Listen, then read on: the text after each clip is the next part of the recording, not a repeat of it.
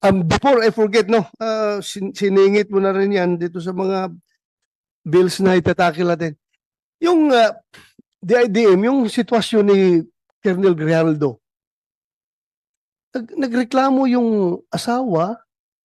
We are always talking about welfare ng mga tao natin. Eh, nakakulong na yung asawa niya, pinutulan pa daw ninyo ng sweldo. Sino bang taga DP? DP. Upo ka dito. DP. Ano bang polisiya ninyo tungkol dyan? Bakit pinutulan ng sweldo si Grijaldo? Gamitin mo yung microphone. Sir, si Colonel Grijaldo, sir. Ano ka sa DP? Division Chief, sir. Ng, Uh, Policies, Plans, and Program Division. so you represent DP and the Chief PNP as far as the Grijaldo case is concerned.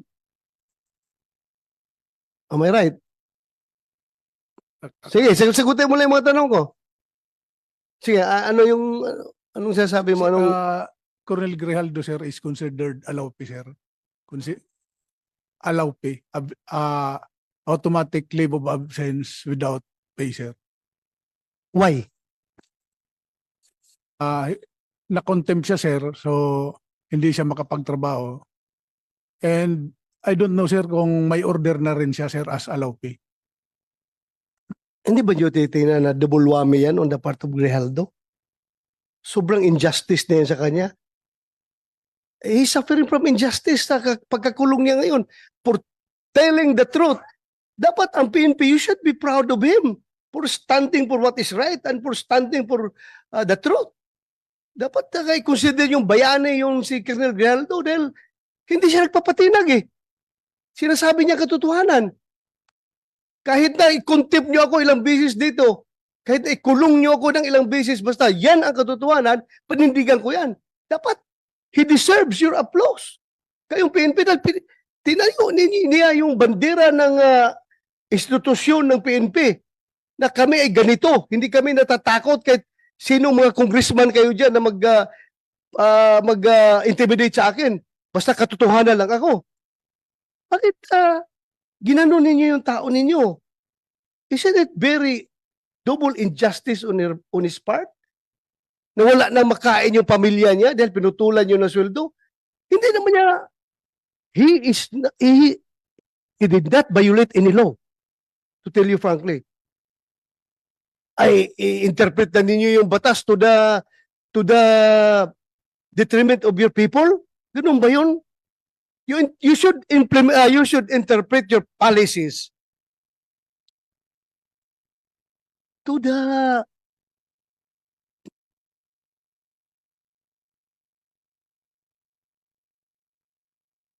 advantage of your people.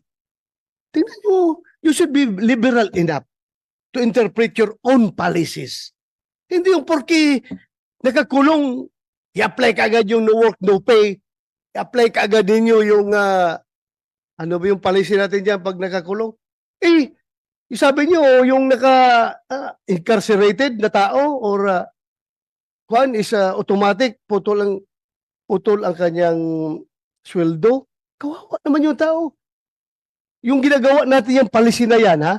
The intent of that policy is to make sure na yung mga eskalawag na pulis natin na nakakulong ay hindi na mag-enjoy sa sweldo niya. Is Grijaldo eskalawag. Kahit for purposes of discussion. Sabihin nyo, isa, wala kami magawa. Yan ang polisiya natin. No work, no pay. At kapag incarcerated, putol ka ng sweldo. But still, dapat may puso kayo sa tao ninyo. Kung nangyari sa'yo yung ginawa kay Grijaldo, anong sabihin mo? Sige nga, I would like to get your opinion. Sige, you open the mic. Ikaw, nagsasabi na totoo sa isang congressional hearing. Kinontempt ka, ikinulong ka. Ngayon, nakakulong ka na, pinutulan pa ng PNP yung sweldo mo. Wala ka ng pagkain yung pamilya mo dahil wala ka ng sweldo. Yes, sir. Ano masasabi mo? Sir, I think I will have the same sentiments with Colonel Grijaldo. Correct. Yes, sir. particularly that he is my classmate, sir. Oh, so your classmate. Huh?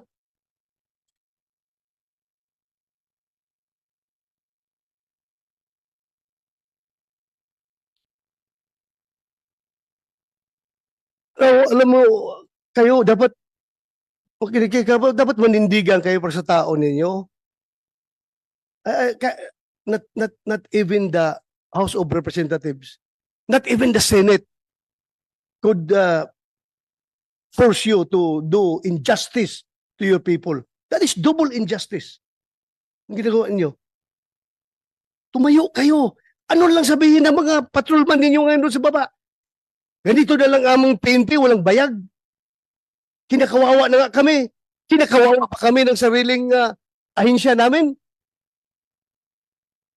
Napaka-heartless naman ninyo kapag ganun. So classmate mo si Grijaldo. So ano ngayon? Hindi kayo naawa.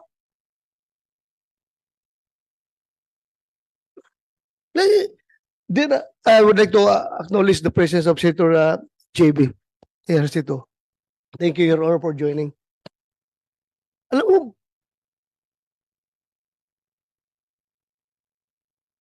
that is why I required the Chief PNP to be here. I would like him to explain his side properly. Dapat. Because as a commander, it's very basic. Dalawa yung ating function as a commander. Number one is the accomplishment of the mission. And number two is the welfare of our men. Dalawa yan. Magkatabi yan. Accomplishment of the mission, welfare of our men. Anong welfare ang ginawa niyo kay Grijaldo? Hindi ba talagang nilaglag ninyo siya? Dahil as I have said, you should be proud of him. Hero ninyo siya. Porque galit sa kanya yung Quadcom, galit na rin kayo sa kanya. Tama ba yun na behavior ng isang institusyon na dapat tinitingnan ang kabutihan ng kanya mga membro? I don't see any reason behind bakit ganun kayo mag-treat ng tao ninyo.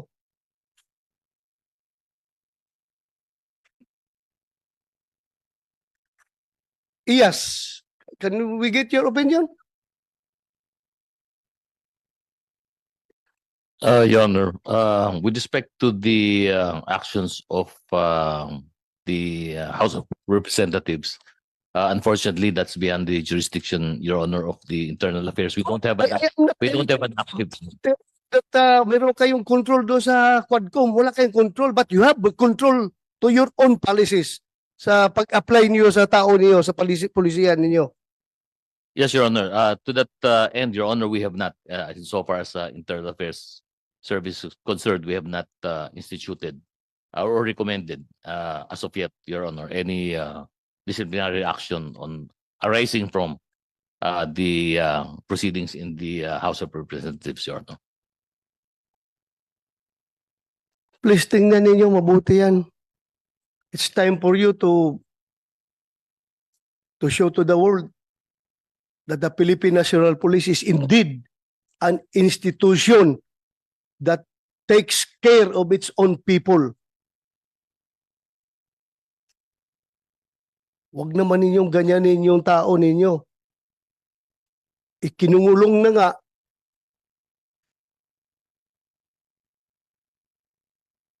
Sobrang injustice na experience niya ngayon, putulan pa niyo ng sweldo. Paano ang pamilya niya? Paano yung pag-aaral ng pamilya niya? Paano yung pagkain nila pang araw-araw? Wala na siyang sweldo. Okay lang sa akin yun kung iskalawag yung tao. Kung ninja cup yung tao, go ahead. You punish him. Pero for standing for the truth, for doing what is right, and for not giving in to the intimidations na ginagawa sa kanya ng Quadcom. Kayo rin, sasakay rin kayo sa Quadcom na pati sweldo niya, puputulin ninyo. You should be liberal enough to interpret your own policy to your people. Kayo ba sa forces, ganun din kayo? Kapag ang tao ninyo ay nakulong, na-contempt, puputulan rin yun ng sweldo?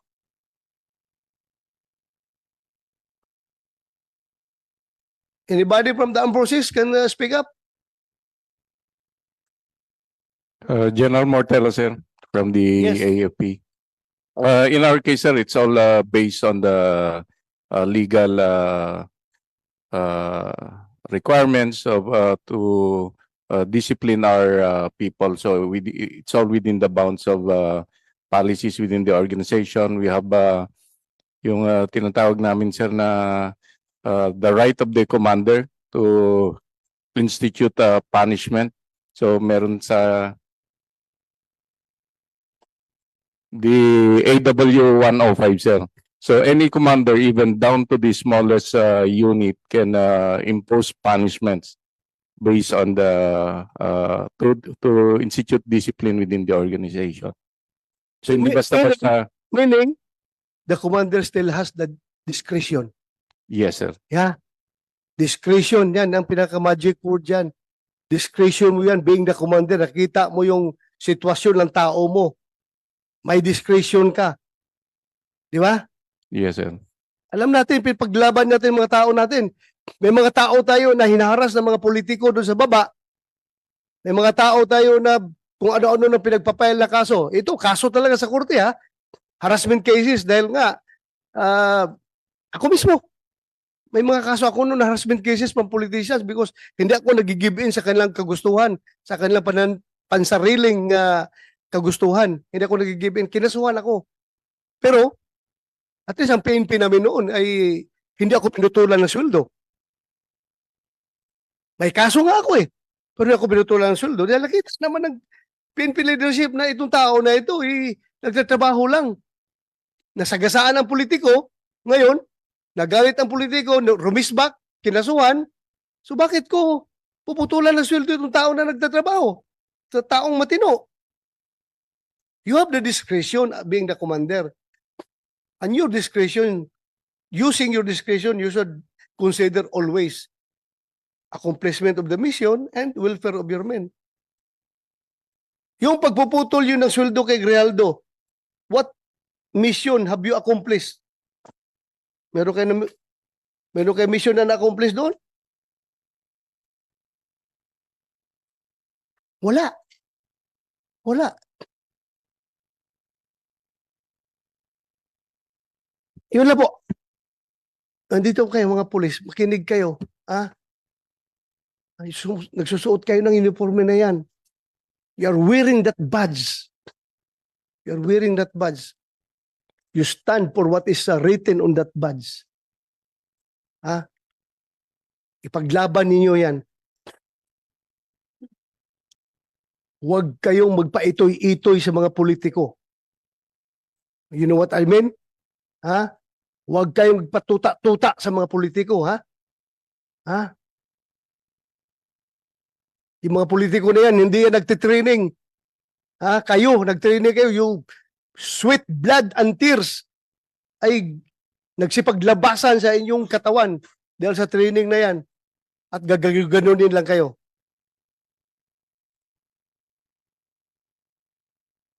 Paglaban ninyo, tauhan ninyo. My God, if I were the Chief PNP at this time, I don't know. Pag ginaganon yung tao ko, I can never sleep soundly at night kapag mayroong injustice na ginagawa sa aking tauhan. More so, the injustice is coming from my own institution itself. Sabi ko kasi magpakamatay ako para sa aking tauhan kapag ginaganyan yung tao ko. Lalong-lalo na kapag ang tao ko ay nagsasabi lang ng katotohanan at pinanindigan kung ano ang tama. DP, you relay my messages to the DP, and to your Chief PNP. I-relay nyo yung mensahe ko. Sana naman nakikinig kayo. Hindi ko kayo pwedeng diktahan on what to do because that is already overreach on my part. May sarili kayong chain of command. Sundin ninyo. Pero sa akin lang, as may oversight function, nakikita ko talaga sobrang injustice na ginawa nyo kay Grijaldo. Paglaban nyo yung tauhan ninyo. Lalong-lalo na, classmate mo yun. Sobra. Sobra ang nangyari sa kanya. Eh, anong sabihin ngayon ng ibang mga opisyal ninyo? Ibang mga tauhan ninyo? Ganito pala ngayon. Hindi pala ako kayang dipinsahan ng aking sariling institusyon kapag ako'y lumalaban sa tama at sa katotohanan. Hindi pala ako kayang dipinsahan. Bagkus ako pa'y pinutulan ng sweldo. Ano makakain ng pamilya ko kapag ganun? Makonsensya naman kayo. What happened to Grijaldo may happen to you. O hindi mangyari sa inyo yan. At kapag ganun kayo ka-weak as an institution, I don't know what will happen to the PNP.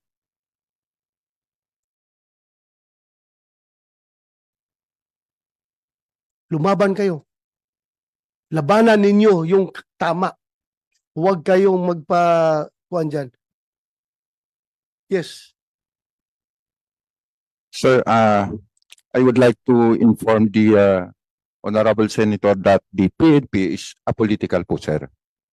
With regards to Colonel Grijaldo po, sir, it may be meron mga reasons kung bakit yung sinasabi niyo po, sir, na naputulan siya ng sahod. It may be the resource person, si Colonel Uliciano. Hindi po niya alam yun, sir, Your Honor. So, baka may mga reason naman po, sir. Alam Thank you, ko ang sir. reason, no work, no pay. Yun nga, but what I'm telling you is about the welfare of your men, that you should be liberal enough in implementing your own policies. Tingnan yung kabutihan ng tao. Because hindi ka forever, Kenneth, Regional Director, may chance rin na mangyari sa iyo yan. At kung pag nangyari sa iyo yan, what will you feel? Yung inostisya. I am not telling you to PNP to be political. We're not talking about politics here. We're talking about the welfare of your people. We're talking about your institution. There's no political behind my statement. What is behind my statement is yung aking pagiging pulis. Kasama niyo ako. Hindi ako outsider ng PNP. And I love the PNP. Hindi. Yung pinanggalingan ng mga pinagsasabi ko, hindi. Dahil nasa kabilang bakod kami ng politics. Wala. At akin dito.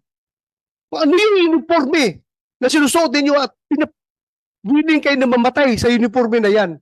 Yun ang aking sinasama ng loob, Kenneth. Huwag ka magsabi ng apolitical. This is not all about politics. This is all about the PNP as an institution na you should look out for the welfare of your people. Yun ang kinasama ng loob ko. Sir. Go ahead. Sir, kami nga po ay nagpapasalamat dahil kasama niyo po kasama namin po kayo, sir, as the former chief PNP. However, ang sinasabi ko po, sir, baka naman itong si Colonel Ulicanio, hindi niya alam yung underlying circumstances kung meron pang dahilan kung bakit po naputulan ng sahod si Colonel Grijaldo. Yun lang po, sir. Then inform us kung ano. Huwag tayong ilatag natin ang baraha. Ilatag natin ang baraha kung bakit talaga ninyo ginanon yung tao. Tatanungin natin. Yes, sir. Did he violate the law? Meron ba siya binayulit na batas? Yung pagka-contempt niya, kasalanan ba niya yun? Kasalanan ba niya? I'm sure all of you were watching the proceedings. Kasalanan niya kung ipagtayo niya yung katotohanan? Panindigan niya yung katotohanan? You want to say something? Yes, sir. Based on our policy, sir, yung allow pay po kasi, sir, once hindi siya makapag-perform, katulad nung nakulong, sir, so he will be issued orders as a law officer. Then, corresponding to that, yung salary niya, sir, talagang puputulin din based on the... Wala existing akong budget. question dyan. Alam ko may mga policy na ganyan. What I am telling you about is how you interpret your policies. Maawa naman kayo sa tao ninyo. Yun lang sa akin. Welfare of your men. Yun lang sa akin. Ah? I hope you get me right. I hope. Hindi ko sinasabi na pag walang tapon niyo yung mga policy ninyo dahil ginawa yan, may rason yan. At ang rason yan, I should be clear to you. Bakit dating ginawa yan? Kasi yung mga eskalawag na pulis na patuloy pa rin na nagtatanggap ng sweldo kahit may mga kaso, yan, ginawa natin yan. Pero in the case of Grijaldo, dapat sabi ko nga sa inyo, dapat marunong kayo interpret your own policy to your advantage. Kayo, advantage ninyo sa inyo. Huwag naman na ganunin yung tao ninyo. So, yeah, you want to say something? Yes, sir. Sir, we will submit ASAP, sir, yung documents regarding Colonel Grijaldo, sir, to your office. And we will also inform yung office concerned, Your Honor. Thank you po. Thank you. Salamat.